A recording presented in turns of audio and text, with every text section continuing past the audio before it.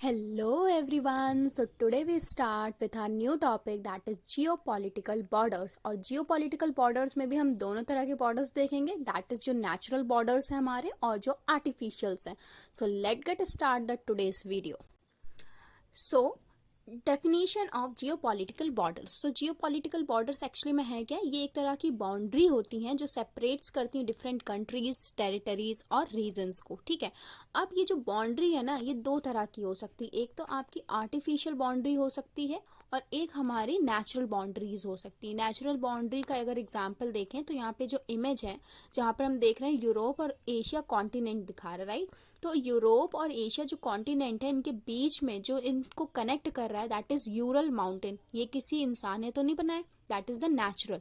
तो Ural mountain क्या हमारा नेचुरल बॉर्डर है एक तरह से, जो कि यूरोप और एशिया कॉन्टिनेंट को क्या कर रहा है, सेपरेट कर रहा है, राइट. और सेम एक और बाउंड्री है जैसे कि इंडिया एंड पाकिस्तान या इंडिया नेपाल के बीच में देख लें तो वो मैन मेड है, राइट, सेल्फ मेड बॉर्डर है. तो ये हमारे दो तरह के बॉर्डर्स होते हैं, एक तो मैन मेड और एक हमारा क्या हो गया नेचुरल. तो मैन मेड को हम आर्टिफिशियल कह रहे हैं. तो बॉर्डर्स क्या है, एक तरह की बाउंड्री है जो सेपरेट्स करती है किसी दो कंट्री, टेरिटरीज और रीजन्स को. ठीक है, अब जो इसका सेकंड पॉइंट है वो हमसे क्या कह रहा है, वो हमसे बात कर रहा है कि these border define the extent of a state sovereignty and control over it's land and people. तो यहाँ पर जो सोवर्निटी वर्ड का यूज किया जा रहा है, ये एक तरह की पावर होती है कंट्री के पास या किसी स्टेट के पास उसकी खुद की, जिससे वो क्या कर सकता है, उस जगह को एक डेफिनेट वे में क्या कर सकता है, कंट्रोल कर सकता है अपनी कंट्री को, क्योंकि उसको पता है कि ये इसका पीस ऑफ लैंड है. ठीक है, इतना एरिया है, इसके पास जो बॉर्डर है डिफ्रेंशिएट कर रहा है दूसरी कंट्री को, तो वो वहाँ की गवर्नमेंट की प्रॉब्लम है, राइट. सो यहाँ से पावर मिलती है जिससे गवर्नमेंट भी क्या कर पाती है, एक कंट्रोल ला पाती है over it's land and the people of their country. And third point इसका क्या कह रहा है, यहाँ पे थर्ड पॉइंट में हमें यही बताया जा रहा है कि जो बॉर्डर्स हैं वो दो ही तरह के हो सकते हैं, नेचुरल और आर्टिफिशियल, जो कि मैंने फर्स्ट पॉइंट में भी डिक्टेट कर दिया था. अब नेचुरल बॉर्डर्स कौन कौन से हो सकते हैं, रिवर्स हो सकती है, माउंटेन्स हो सकते हैं. Same for the artificial borders क्या है हमारे, पॉलिटिकल एग्रीमेंट्स हो गए और हिस्टोरिकल इवेंट्स हो गए, राइट. सो अब इसके बाद हम नेक्स्ट देखते हैं कि बॉर्डर्स और कैसे इंपॉर्टेंट रोल प्ले हम सबकी लाइफ में कर रहा है. तो ये तो बेसिक इंट्रोडक्शन था अभी. So now why are borders important. तो बॉर्डर इंपॉर्टेंट क्यों है, तो फर्स्ट पॉइंट है कि नेशनल आइडेंटिटी एंड कल्चर हमें यहाँ से मिलता है, फिर पॉलिटिकल सोवर्निटी भी मिलती है एंड इकोनॉमिक कंट्रोल भी आता है. So national identity and culture क्या है, लिखा है borders help define the identity of nation. ठीक है, तो बॉर्डर एक हेल्प करता है किसमें, आइडेंटिटी देने में. किसी भी नेशन, किसी भी रीजन को एक आइडेंटिटी जो पहचान मिलती है वो कहाँ से मिलती है, बॉर्डर से मिलती है, राइट. और समय के साथ ये जो डिवीज़न किए जाते हैं, जो बॉर्डर्स के थ्रू डिवीज़न हो जाते हैं, ये कंट्रीब्यूट करता है कल्चरल डेवलपमेंट में, क्योंकि आपका एक स्पेसिफिक एरिया डिफाइन हो गया. अब वो लैंड आप ही की है तो आप वहाँ पे जो अपना सीखेंगे इन्वायरमेंट से, तो आपका कल्चरल डेवलप्ड होगा, वहाँ की लैंग्वेज डेवलप्ड होगी और ट्रेडिशंस भी बनते जाएंगे, राइट. सो सेकंड है कि पॉलिटिकल सोवर्निटीज़ क्या है, borders determine the political authority of a state. तो बॉर्डर्स क्या करते हैं, एक पॉलिटिकल अथॉरिटी देते हैं स्टेट को. मतलब जब हमारा पॉलिटिकल सोवर्निटी का मतलब ये एक पावर है कंट्री की, ठीक है, कि आप अपने जो पीस ऑफ लैंड है, जो आपका जो ज़मीन का हिस्सा है जितना आपके पास, वहाँ पर आप एक्शंस ले सकते हैं, ये आपका राइट है, राइट. इसके बाद लिखा है they indicate where a country law governance and economic system apply. तो ये हमें क्या इंडिकेट करता है, ये हमें बताता है कि एक कंट्री के लॉ जो हो गए, जो गवर्नेंस हो गया और जो इकोनॉमिक सिस्टम है वो कहाँ तक अप्लाई करने. ठीक है, तो पॉलिटिकल सोवर्निटी एक तरह की पावर है जो एक गवर्नमेंट को पावर दी जाती है, जिसको इंडिकेट किया जाता है कि आप एक कंट्री के लॉ या गवर्नेंस हो गया, ये जो इकोनॉमिक सिस्टम हो गया, वो कहाँ पर अप्लाई कर सकते हैं, राइट. थर्ड है इसका इकोनॉमिक कंट्रोल्स. इकोनॉमिक कंट्रोल्स में क्या है, border allow countries to regulate trade. ठीक है, तो बॉर्डर क्या अलाउ करते हैं, कंट्रीज को अलाउड करते हैं, तो रेगुलेटरी ट्रेड तो हर जगह से पॉसिबल है. रिसोर्सेज एंड द माइग्रेशन, तो बॉर्डर माइग्रेशन में भी मतलब एक जगह से दूसरी जगह जाना, राइट, हेल्प करते हैं. फिर लिखा है they determine who can enter, what goods come in and go out and how resources are use. तो बॉर्डर तीन चीज़ों में बहुत ज़्यादा स्पेसिफिकली डिफाइन होते हैं कि आप क्या, कौन आ सकता है, कौन जा सकता है, किस तरह का गुड आप ले सकते हैं या आपकी तरफ से बाहर जा सकता है। गुड मतलब सामान जो हम ट्रांसपोर्ट ट्रेड में यूज़ करते हैं, right. And how resources are used, और जो हर कंट्री या हर नेशन के कुछ स्पेसिफिक रिसोर्सेज होते हैं जिसमें वो रिच होते हैं, तो वो उन रिसोर्सेज को हम कैसे यूज़ कर सकते हैं, बॉर्डर्स इसमें भी एक स्पेसिफिक इम्पोर्टेंट रोल प्ले करता है। सो अब हम देखते हैं role of borders in history. तो हिस्ट्री से ही बॉर्डर ने क्या रोल प्ले किया है सॉरी, थ्रू आउट हिस्ट्री। अगर हम पूरी हिस्ट्री से ही देखें तो बॉर्डर हैव प्लेड की रोल इन शेपिंग सिविलाइजेशन। तो एक सिविलाइजेशन को जो एक शेप दी जाती है, एक आकार दिया जाता है, वो किसके थ्रू मिला है, बॉर्डर्स के थ्रू मिला है। Empire expanded by conquering territories often shifting border and reshaping the map. इसका क्या मतलब है, देखो यहाँ पे बोला जा रहा है कि एम्पायर जो होते थे, राज्य होते थे, वो एक्सपेंडेड कर दिए जाते थे बाय कंक्योरिंग। मतलब देखो युद्ध करे जाएंगे, ठीक है, कि हमें जगह ज़्यादा मिल जाए, जिससे हमें ज़्यादा एरिया कवर मिल जाएगा, तो हम ज़्यादा रिसोर्सेज को यूज़ कर सकते हैं, हमारी पावर बढ़ेगी। ऑफकोर्स अगर लैंड एरिया ज़्यादा मिल रहा है तो हमारे पास पावर भी ज़्यादा आ गई। तो जैसे जैसे हम शिफ्ट कर रहे थे, या टेरिटरीज, बहुत तरह की सिविलाइजेशंस थी, एक एरा में युद्ध भी हुए हिस्ट्रीज के बहुत सारे। तो इससे क्या होता था, बॉर्डर जब हम एक पर्टिकुलर स्पेस से और आगे बढ़ रहे हैं तो लैंड ऑफ पीस भी बढ़ रहा है, तो मैप में क्या हो रहा था, रीशेपिंग हो रहा था। तो इस वजह से क्या हो रहा था, often shifting borders and reshaping the map. तो बॉर्डर क्या होते जा रहे थे, शिफ्ट होते जाते। और ये कौन वाले शिफ्ट हो सकते हैं, नेचुरल तो नहीं हो सकते, क्योंकि नेचुरल वाले तो भाई कोई भी शिफ्ट नहीं कर सकता, तो मैन मेड वाले ही में शिफ्टिंग होती थी, राइट। लिखा है some borders have caused war and conflicts. कुछ बॉर्डर्स पे हमारे वॉर्स एंड कॉन्फ्लिक्ट्स हुए हैं, जैसे कि बॉर्डर डिस्प्यूट्स पे यहाँ पे मैंने एग्जांपल नहीं दिया, लेकिन अगर इंडिया की ही हम बात करें तो यहाँ पे कश्मीर पे जो हम देखते हैं कॉन्फ्लिक्ट चलते हैं, ठीक है। तो कुछ बॉर्डर्स ऐसे भी जहाँ पे कॉन्फ्लिक्ट्स चल रहे हैं, ठीक है, या होते रहते हैं, लेकिन कुछ जगह ऐसी भी हैं जहाँ पर स्टेबिलिटी है, जैसे कि लिखा है while other have frustrated alliances and regional stability. So बोला जा रहा है कि in today's world border remain central in geopolitical.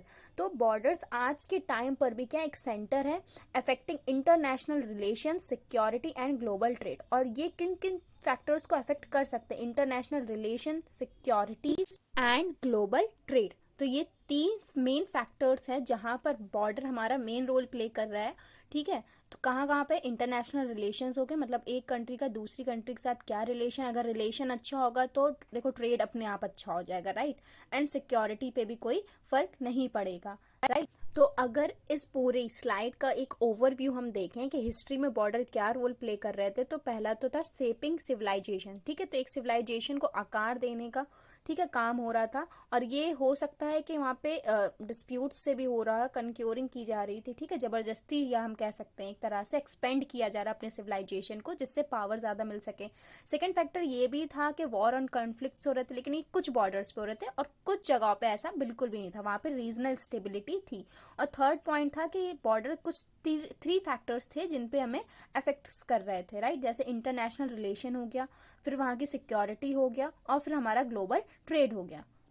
सो अब हम देखेंगे comparing natural versus artificial borders, ठीक है। तो नेचुरल और आर्टिफिशियल बॉर्डर्स में कंपेयरिंग करते हैं। तो देखो physical barriers often align with geographical और कल्चरल बाउंड्रीज। जैसे एग्जांपल समझते हैं, माउंटेन रेंजेस हो गया, रिवर्स हो गया, ये हमारे क्या नेचुरल बॉर्डर्स को रिप्रेजेंट कर रहे हैं।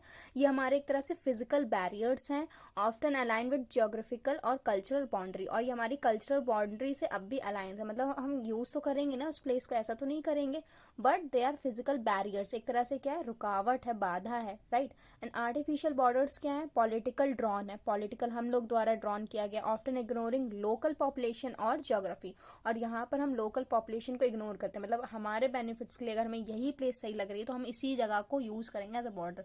फिर वहाँ पे क्या कोई नया सिविलाइजेशन या कोई कल्चर पहले से एग्जिस्ट कर रहा है, it doesn't matter, it's only matter that we have the power and we use it. So अब नेचुरल बॉर्डर्स क्या है, व्हाट आर नेचुरल बॉर्डर्स। तो geographical feature that serve as natural boundaries. तो वो ज्योग्राफिकल फीचर जो हमें natural boundaries की तरह दिए जा रहे हैं, जैसे कि एग्जांपल में देखें, mountains, river, sea and desert. तो यहाँ पर आप एक रिवर देख रहे होंगे, ठीक है, और यहाँ पे देखो अर्जेंटीना, ब्राजील, ये दोनों कंट्रीज के बीच में क्या कर रही है, डिफ्रेंशिएट कर रही है, एज अ नेचुरल बॉर्डर की तरह क्या कर रही है, एक्ट कर रही है, राइट। तो बस यही था हमारा नेचुरल बॉर्डर्स। तो ये तो अभी एक रिवर का एग्जाम्पल था, आगे हमने इससे पहले जो देखा था यूरल माउंटेन का देखा था, जैसे कि एशियन यूरोप कॉन्टिनेंट को कौन डिफरेंशिएट कर रहा है, यूरल माउंटेन कर रहा है। और बॉर्डर को अगर हमें ऐसे नॉर्मली एक मैप के थ्रू देखना तो ये कुछ लाइंस आपको दिख रही होंगी, ये बस लाइन ही डिस्टिंग्विश बिटवीन करती, सेपरेशन बताती बाउंड्री का एक जगह से दूसरी जगह पे। अब हम इसके बाद जो देख रहे हैं that is the example of natural boundaries.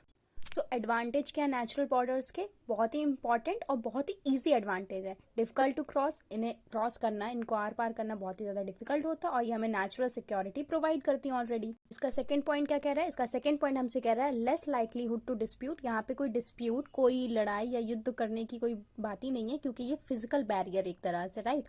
और लॉन्ग टर्म हमें स्टेबिलिटी कहाँ से मिलती है, हमारे नेचुरल बॉर्डर से मिल जाती है। तो ये कुछ एडवांटेज थे हमारे नेचुरल बॉर्डर के। अब हम आते हैं हमारे आर्टिफिशियल बॉर्डर्स पर।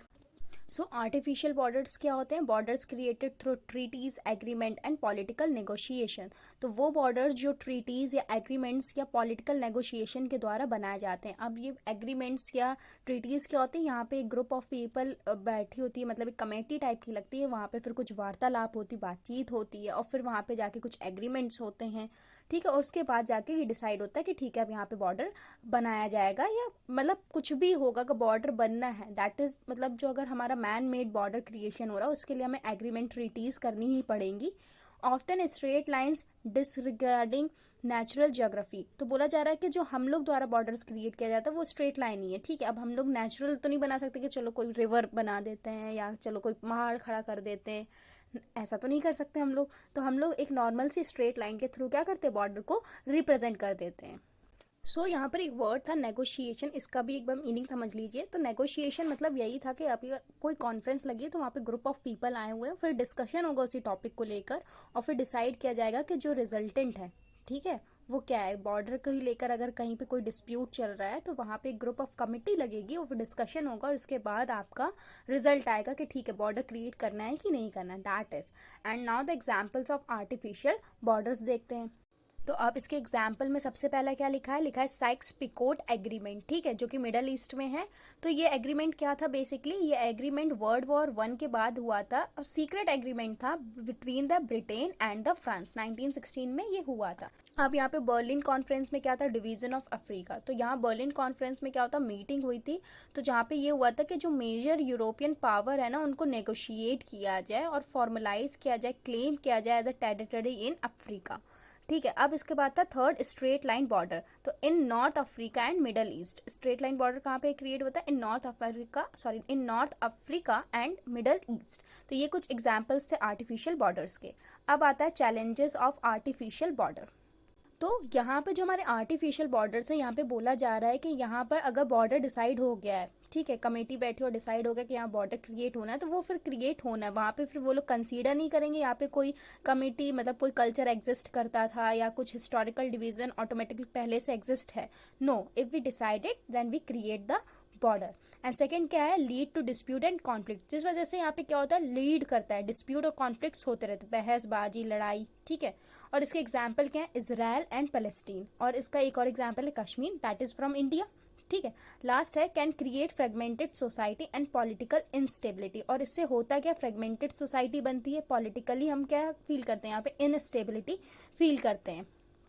तो अब यहाँ पे हम केस स्टडी देखते हैं मिडल ईस्ट की। मिडल ईस्ट की हम लोग ने थोड़ी देर पहले भी एक स्टडी देखी थी, उसी की बात हम कर रहे हैं, साइक्स-पिकोट, ठीक है। तो साइक्स-पिकोट एक एग्रीमेंट था जो कि वर्ल्ड वॉर 1 के बाद हुआ था। बेसिकली सीक्रेट एग्रीमेंट था बिटवीन किसके था, ब्रिटेन एंड फ्रांस के बीच में था। तो इसने कहाँ कहाँ इम्पैक्ट किया, local population and long term conflict, जहाँ मतलब आज भी क्या चल रहा है, कॉन्फ्लिक्ट चल ही रहे हैं। जैसे कि एग्जाम्पल क्या है, आपका इराक भी ले लो, ठीक है। अब इसके बाद केस स्टडी 2 है, that is from the India and China, जो किसके पीछे हो रही है, हिमालय के पीछे हो रही है, राइट। अब यहाँ पे जिस वजह से डिस्प्यूट चला वो हमारा नेचुरल बॉर्डर है, दैट इज द हिमालय। और यहाँ पर भी एक लाइन एक्चुअल कंट्रोल है, राइट। तो इसके पीछे यहाँ पर डिस्प्यूट्स होते रहते हैं। लाइन एक्चुअल कंट्रोल मैं अभी यहाँ पे डिक्टेट नहीं करूँगी, मैं इसके लिए फर्दर कोई और वीडियो बना दूंगी। अब जो हमारा बचा है दैट इज द कंक्लूजन, और हम इस पूरे जियोपॉलिटिकल बॉर्डर के अब आ गए कंक्लूजन पे। सो देखते हैं।